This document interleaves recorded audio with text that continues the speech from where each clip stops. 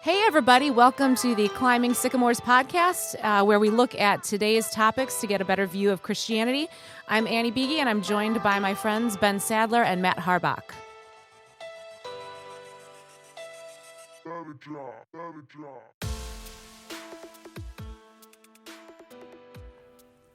So just listening to your conversation about subscribing to different things. Oh, my. Or unintentionally subscribing is what it... How much junk mail do you have coming into your email? A lot. See, and that's part of the reason that I and you, Matt, did it too, disabled notifications, email notifications. Oh, yeah. Because every 5 seconds it would be ding, and it's like, no, I don't need that distraction over nothing, mind you. Like, yes. Hey, Sweetwater, I've had enough. Okay, I don't need any more instruments right now. We're good.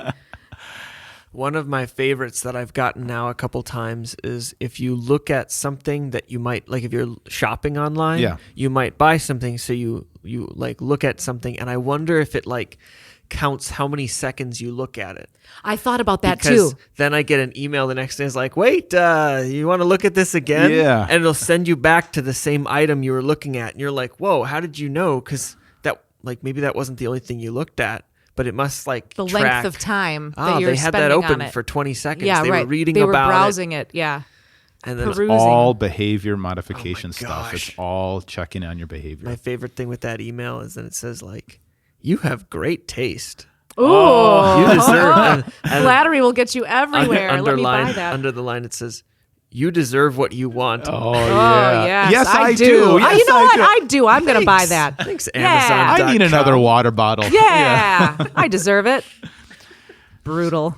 So you just go through your email and just unscribe, every day and just try to clear it up. So we were just talking about how advertising gets more and more intrusive. Yeah, intrusive. That's a good word for it. And unfortunately, I don't think we're immune to it here at our church. We try to get emails and follow up with people and all that because we want to stay connected, but it is crazy. It's crazy. But it's hard. There's so much like everybody's competing.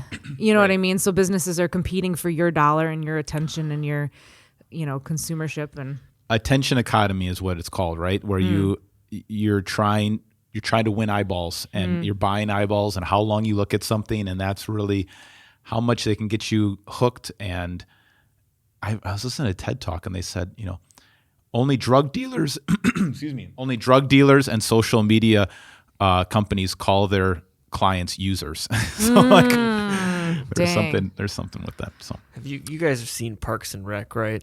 yes. Do you remember the bit where Ron is on his computer and he's getting like this thing, like accept all cookies, like that page pops up Vaguely. and then he comes in and he's like, April, what is this? And she's like, oh, you think that's bad? Like go to Google Earth and type in your address. And it just cuts to him throwing his computer in the dumpster. I agree. Yeah. Ron Swanson, man. feel That's like the that guy. sometimes. I do. Yeah, I do too. Well, what we wanted to talk about today is we're in a sermon series right now called 7 Questions. And the idea comes from a book written by Mike Foster and based on research. I think he did 6,000 hours of interviews, maybe more than that. And it's very similar to, we've talked about personality tests before, like strength finders. I think we found some value in what are your strengths, 34 strengths, and you have a top 5. And we've talked about the Enneagram. Those have 9 different personalities, and they talk about, primal or kind of primary motivations and what kind of person you are and what's important to you. This one is similar, but it's based on 7 questions. And the idea is that you have behaviors.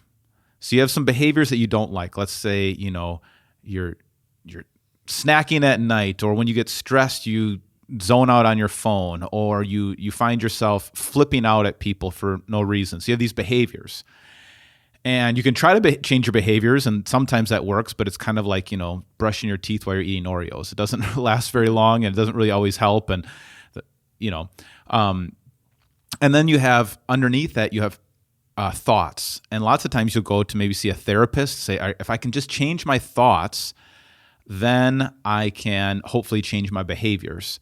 If I could just think differently, maybe I won't get so anxious when I'm doing this, and I won't go into some sort of coping mechanism. What this is trying to do, it says below your behaviors and below your thoughts are an unmet need, that we all have a unique desire, a unique need. And this unmet need, Mike Foster would say, started in childhood, most likely, or because of some different events. And this whole tool kind of goes along with attachment theory, a lot of different things, family systems theory. There's all sorts of psychology, I think, that backs up what he's talking about here. But there are 7 questions, and he says that if you have this question that wasn't answered in childhood or wasn't answered in sometime in your past, you're still trying to get that answered. And so instead of answering it for yourself, or instead of having like an authority figure that's answering it for you, and he says it doesn't really matter how you got the question, but or what happened. You don't have to dig into your past to figure that out. It doesn't really matter. You bring that question out into the world. And so, for example, the first question is, am I safe? And so very often people who've maybe had a challenge of being abused as a child, that safety was taken from them. And so now they're always kind of on high alert, and they bring that question out into the world, and they're asking the world to answer that question. All right, am I going into a safe situation here at work? Or what about this family member? Or what about this relationship? Or what about this purchase? Is it a safe thing to do? And if the question is answered no or maybe, then you go into what he calls the scramble, just kind of coping mechanisms where I'm going to, be hypervigilant, or I'm going to, do whatever it is that when I get nervous. Or he says, instead of a scramble, you're going to avoidance. I don't even want that question to be on the table. So I'm going to avoid anything that would kind of even make me ask that question. Finally, what he says is, if you can turn your question into an answer, you will have this kind of sense of like, all right, I'm at peace, my question is answered, and I'm able to help other people. And because you've been asking this question in so many different areas of your life, you now are the right person to help people with that question. You're the person who can make everybody else feel safe.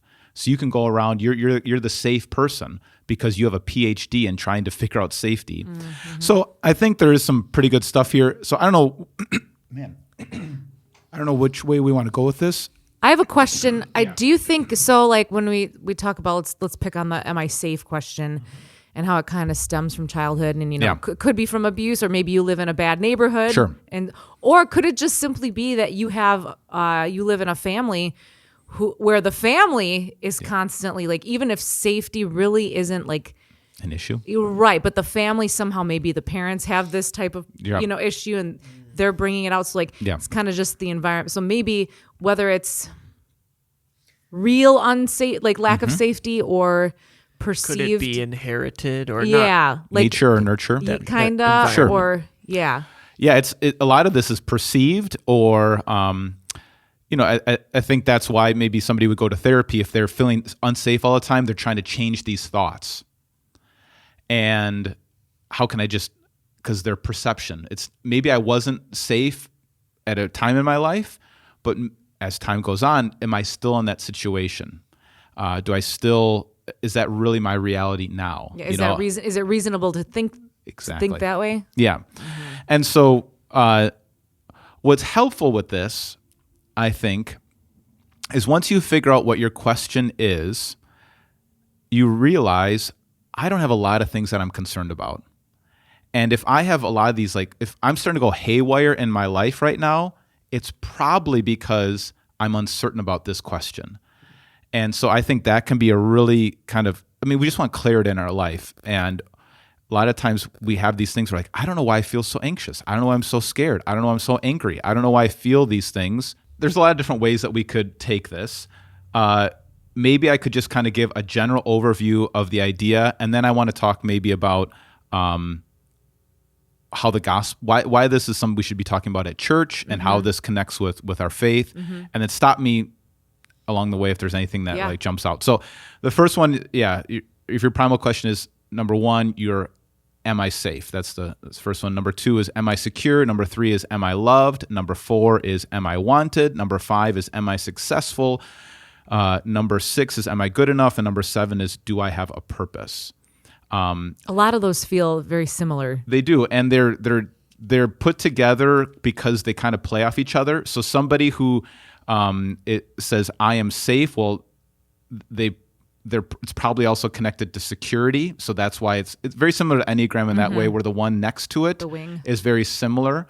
So am I secure? Well, a lot of times that security is found as, am I loved? Do I have enough? I mean, am I portraying myself with enough money or, enough success? Am I wanted is very similar. What makes them, I think, unique is, so for am I safe is really about physical safety and about, I don't want to be put in I don't like surprises. Am I secure is about relational security or financial security, like, do I have enough resources, emotional resources, personal resources? Am I loved is really about being known, seen, emotionally connected with others. So there are some similarities, I think, but when you drill down, I think there are some uniqueness with each of them. So then each of these questions kind of has like a big idea and then like a core fear. So like, if am I safe, the core fear is like experiencing pain and not being able to survive or figure it out. Am I secure? The core fear is not having enough money or relational resource to protect themselves. Am I loved is being dismissed, unheard, unseen. So if that happens and they feel like, they're talking to somebody and somebody just kind of rolls their eyes or walks away as they're talking, like that's hell for them. They'll start to kind of act out if that would happen. Well, somebody else, if you walk away, it's like, don't really care. So core fear for am I wanted, being excluded, replaced, or shunned. Am I successful, being, I'm underachieving, incompetent. That's a big one. Am I good enough? To be under judgment, negatively criticized. And then do I have purpose? That idea is meaninglessness. That person can't be. Please silence your cell phone. Oh yeah, that's me. Sorry, I'm very popular. So that's a big one.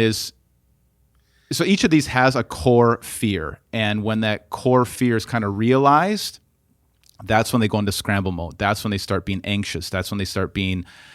And what I think is helpful is you might be anxious about something or angry about something, and if you don't have this knowledge about who you really are, you don't know why. Like, why can't I sleep? Why am I so scared? Why am I so anxious? But it's probably because your core need is not being met.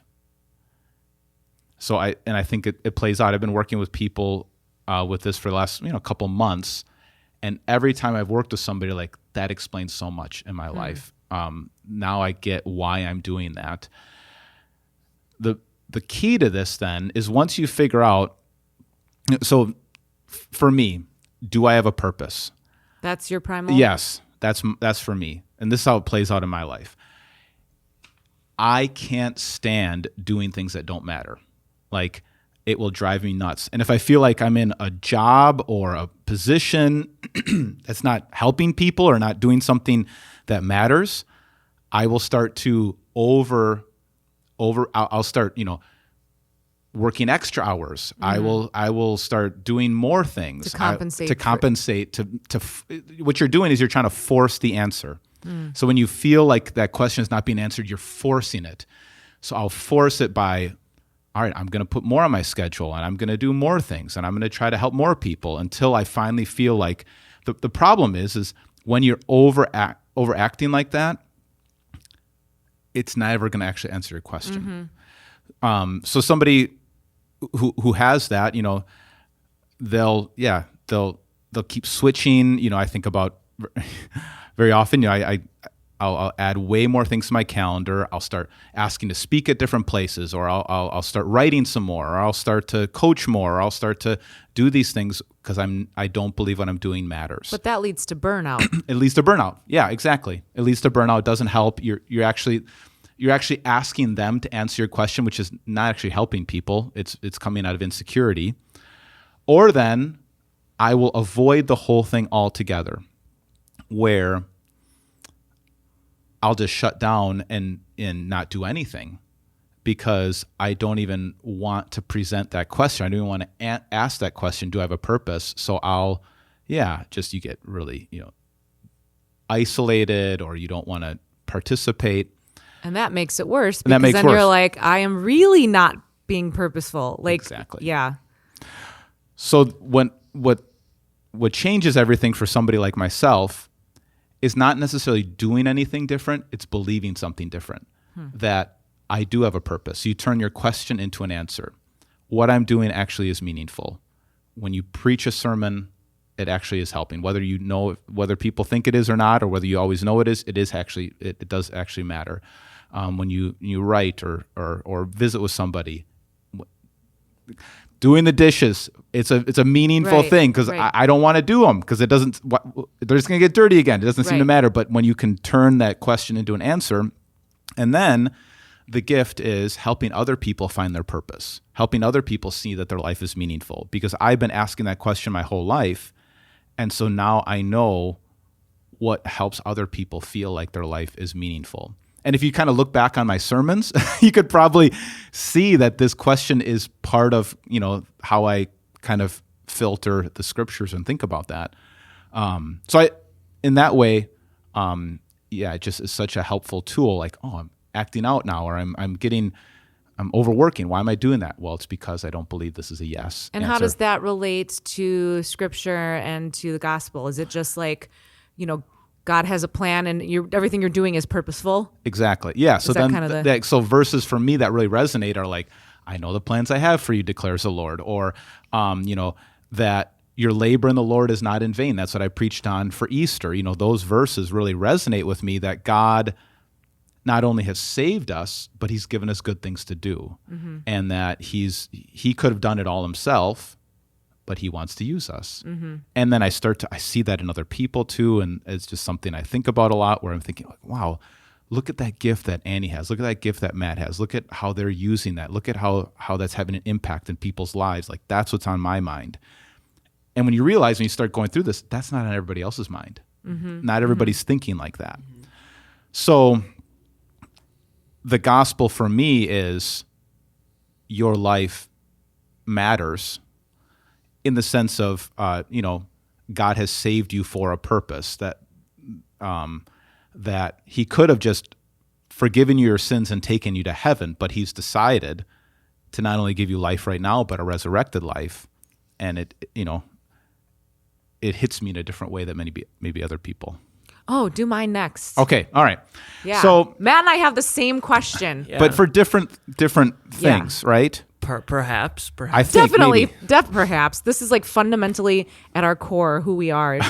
Like, it's very funny because our personalities, like textbook, our personalities are completely opposite. Yeah. So you guys did the assessment and then followed up with lots of email from the company. So that but you're, you guys both have what they would say primal question number 2: am I secure? And so the big idea there is like, security in finances and relationships is the key to a life that feels good. So when your finances are put in order, you feel good. Right? Like when a little bit, yeah. And then Andy, we talked about, one thing that keeps on coming up, I mean, even in our talks here, is like your tight group of friends. Mm-hmm. And when you have that relational security, when you have that everybody has got your back and you got their back, everything's good. Mm-hmm. But once somebody doesn't have somebody's back, or you feel that tension. Discord, yeah. Yeah. So then they said, like, so at your best, you're both generous and connected. You're scramble, maybe. Maybe I just have to ask you the question, like, when those things aren't working out, do you ever find yourself doing something to try to force the answer yes? So if you financially things aren't, something happens and you don't feel that financial security, and so if you were to ask that question, am I secure? And the answer is maybe. Do you ever find yourself trying to force the answer to yes? So I'm assuming that's for me. Yes, you. Yeah. I do. And what does that look like? Man, I think what I do is I'll go to like job listings or like part-time this or one-time gig that, and it's just like, how do I make an extra X amount of dollars every month? Yeah. That's what it is. Right. Yeah, I've been up and down those pages many, many times. Right. And then I usually come to the conclusion that it's going to be fine. Yeah, right. It takes you a little while to get there, or you know, but like, yeah. And so, so you could probably put a couple things there, like, I got the answer, maybe or no. So now I'm checking the job listings. I'm looking for a short time gig. Maybe some other habits come up.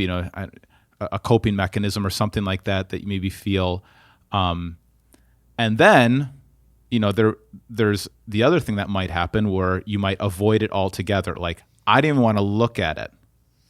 Do you ever find yourself feeling overwhelmed to the point where you're saying, I don't even want to bring that question out into the open? I'm kind of a control freak sometimes, so no. Okay. When there's like an issue like that, I think that kind of takes over in the You're brain. thinking about it until you can fix it. Yeah, and I would say I have the relational element of that one of that question too sometimes. Okay, in what way? I think in general, like if I think things are going badly, or if I maybe am irritated at somebody, I will just I shut down, and I don't share. I don't share stuff, but I wouldn't share like ideas or thoughts with people. I just sort of like close in, and then let the tension fizzle out or let it blow over, or whatever like that. And you seem like you have like a tight group you'd rather have a couple really closer relationships than 1,000 superficial ones, right?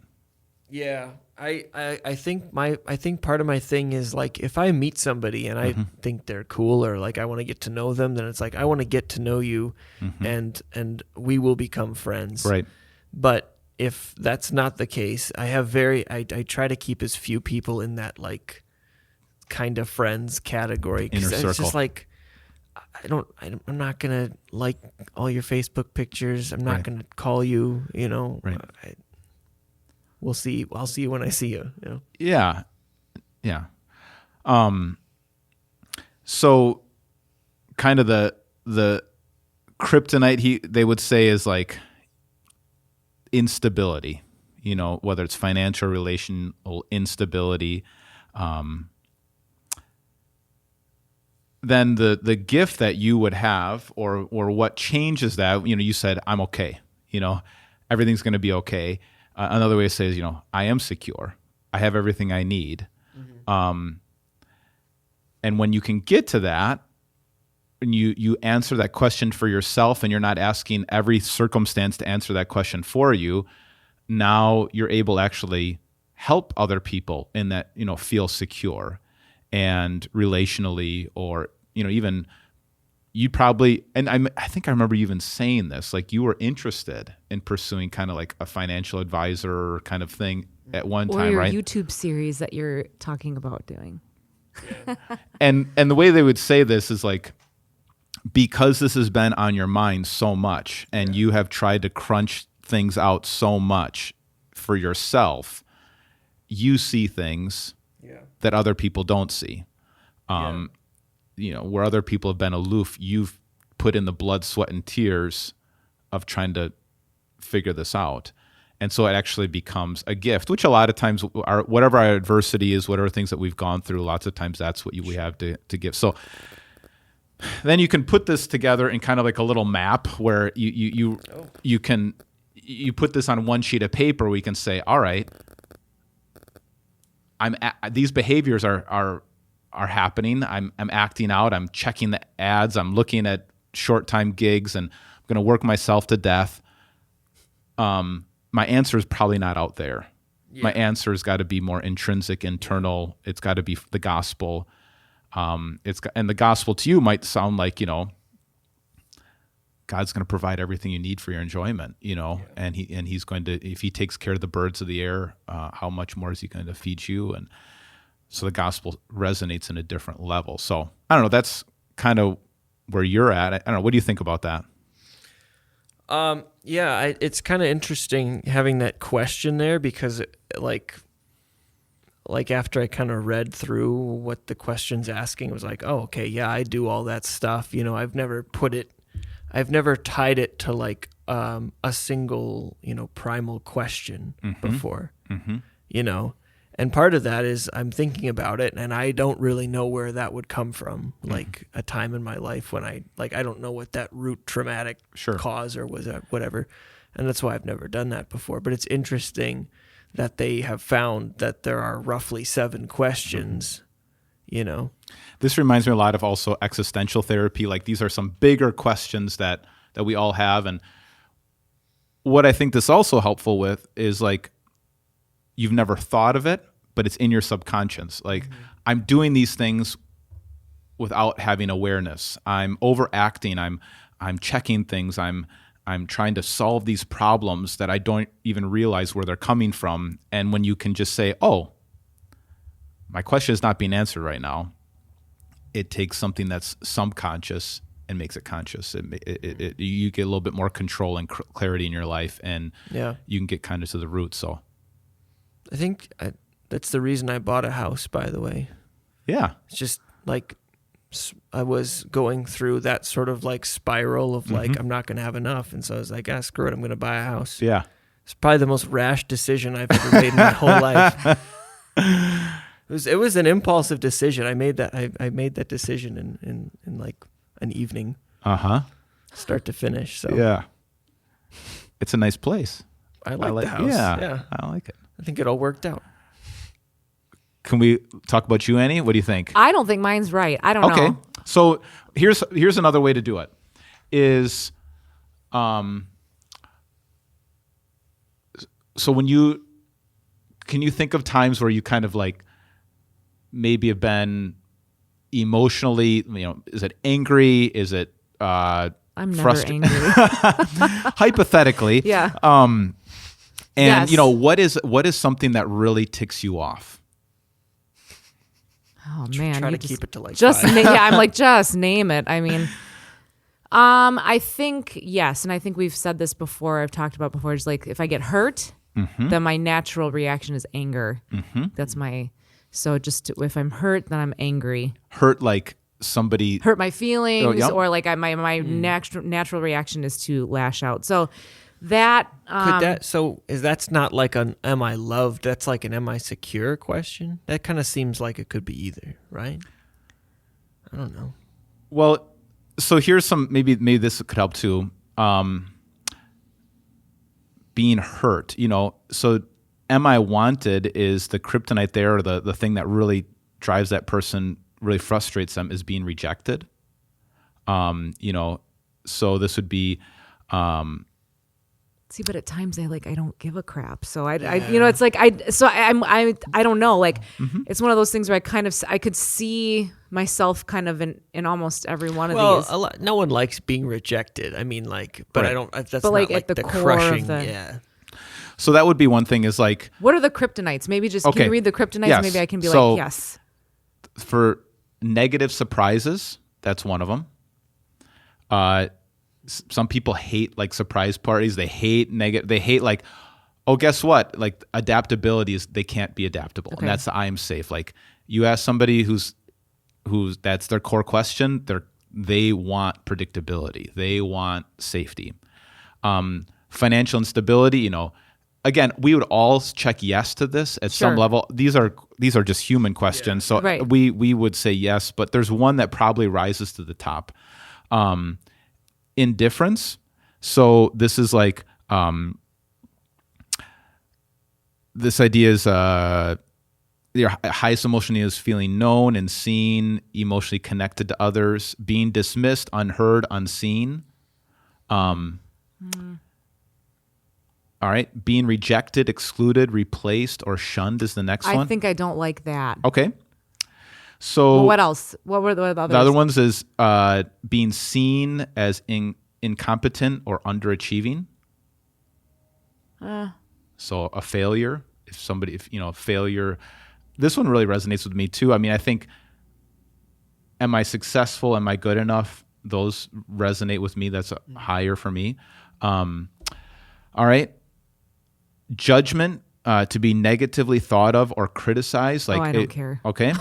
And then meaninglessness, a purposeless life that squanders their calling. So you just don't have a question. You don't have a question. You're a complete human. I think if I were to pick one, it might be the rejected, dismissed, replaced. So let's walk through that.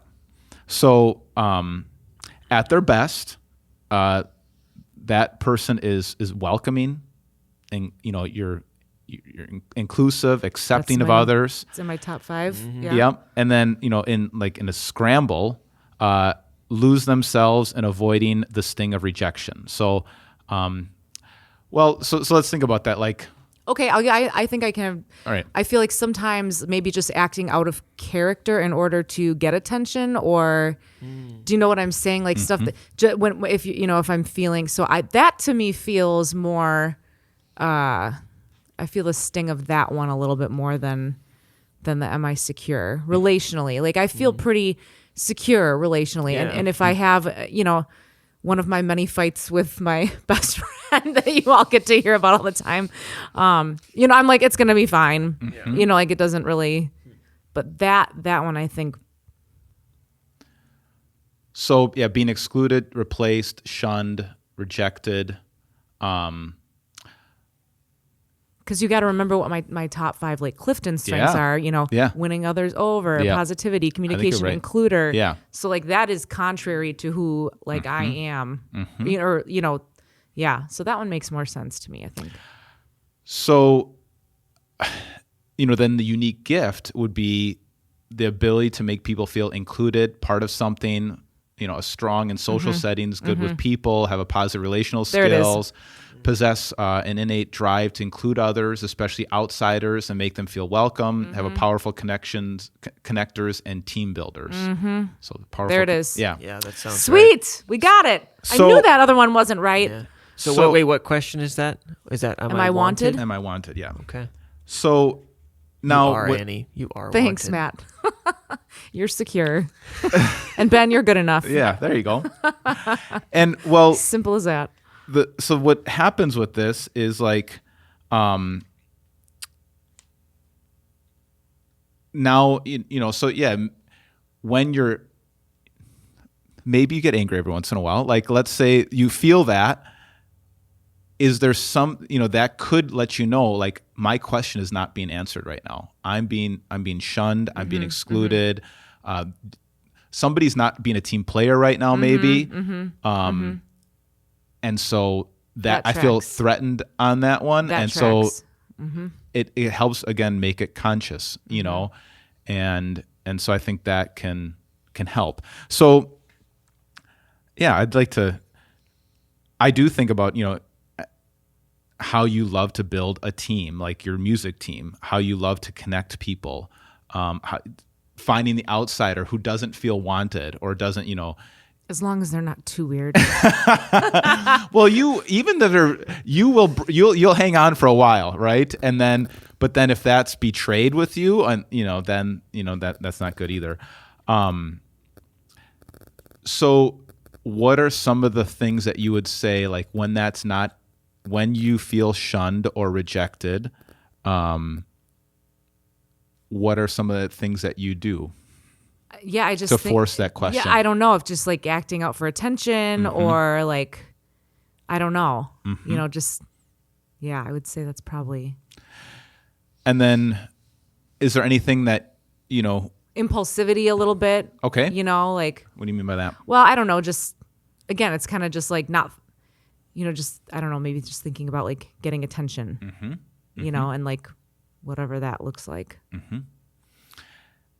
And then do you ever find yourself saying, all right, I'm so overwhelmed with this. I didn't want to go there. Like, I just want to be, I didn't want to be around people right now. I don't want to even bring that up. I don't even want people to be able to reject me or accept me. I don't know. Okay. That one has been helpful for me. Like, I think that can be some of the, like, the numbing out for some people, like how when it gets too overwhelming, and that might be a little trickier to figure out what the avoidance is. Like, how do you avoid this whole thing altogether? But again, if you can see your life through that lens, I think you realize you have a unique need that other people don't. And to be able to just own that I think it can help in marriages. I think it can help in friendships. I think it can help at work. That if your question is not being answered and you don't, like, if the music here was just you and you didn't have a team, I wonder what that would feel like for you. Or if, I would hate it. Yeah. I would hate it. I feel that way even in, in the other projects that I do outside of church. Like, this is a team thing. This is not about me. This is a unit, like, so, yeah. And so that can be, again, and some people are the total opposite. They wouldn't want to be a part of a team. They want to do things. There's some people who are. I was just actually this last weekend. I was with some people, and they just said we hate being part of projects because we want to do things by ourselves, and we just don't want to involve anybody else. And they just have a different question. So the gospel is going to look a little bit different. I wonder if there'll be certain messages. I think there's been like some times where I've preached on subjects about inclusion and just the reality that of the outsider. And I think they've resonated with you differently than maybe somebody else. The problem with being a preacher is I usually preach to my own question. You have to realize that other people have other questions out there that you need to answer for them. So I don't know. I think the power here is we act out without knowing it. Mm-hmm. And when we act out without knowing it, we're trying to solve a problem that we don't realize we have. And it actually makes it worse. And so once we realize, like, oh no, this is actually what I'm trying to do, it's not actually solving my problem. The gospel does, and I have something to give. So, yeah. Well, thanks for playing along, guys. I don't know if there's anything else that you're thinking. Exposed. Ew. It is. It's one of those things that once somebody puts a finger on it, you're like, oh man, okay. Yeah, my brain is like, okay, yep. Because this one again makes a lot more sense than the other one. It was funny doing that like little questionnaire. Yeah. So for those listening, we filled out like a 12 question little assessment, 20 question assessment to kind of give you an idea of what your question was. And one of the questions was like, would your emotions spiral out of control if you got an unexpected like tax bill in the mail or something? And I'm like, that has already happened twice. I know. I'm like, yes, it would. Maybe that's why I got your question.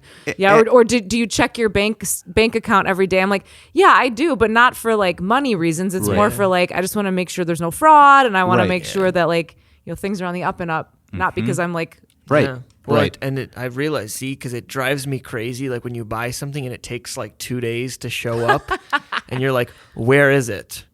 I know it's supposed to be there, I think this is also one of those things, like with the Enneagram. Enneagrams usually does not work to do an assessment because, I don't know, it just doesn't always come out what you thought, as much as I think the Strength Finder does. And I think having to talk through this a little bit and seeing, oh, this resonates, oh yeah, this is how I've acted out in the past.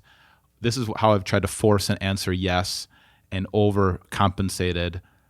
I think that is a little bit more helpful. But I do think it's true, because every time I've talked with people about this, like, oh yeah, I'm replaying my life, and oh yeah, that's why I do that, and all that. And if you can get to kind of, I think, root desires that you have, root needs, core needs that you have, it can solve a lot of issues. And we realize we're all kind of walking around with perceived unmet needs. Mm-hmm. And we realize that God has met these needs, and He continues to meet these needs. We can get off ourselves. Mm-hmm. And that's the whole point. We get out of our own head, get off ourselves, and go out and realize. I think that, again, Annie, I think about your gift. You're right.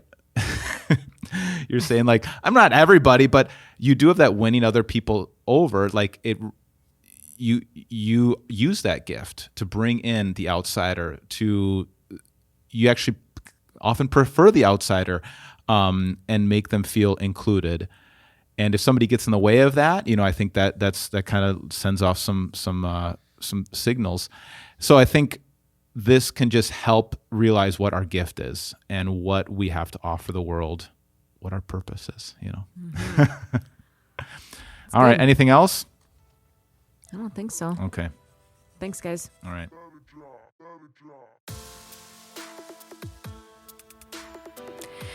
If you'd like to get a hold of us here at the Climbing Sycamores podcast, feel free to email bsadler@victoryofthelamb.com. bsadler@victoryofthelamb.com. If you like today's intro music, it's been brought to you by Andrew Lynch's song, My Name, Hello.